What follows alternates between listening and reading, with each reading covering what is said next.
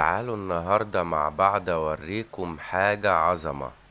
الراجل ده بيجيب شوية حاجات عنده قديمة في البيت ويبدأ يحولها لشكل خرافي. انا اتصدمت حرفيا لما طلع شكلها في الاخر. الراجل ده في ايده حرفة او مهنة يدوية كفيلة انها تكسبه دهب. يا جماعة زي ما انتوا شايفين جاب حتة فل وابتدى يكسيها بالشعر وحط فيها زرارين عين القطة، وانتوا شايفين دلوقتي ابتدت تبان ملامح القطة.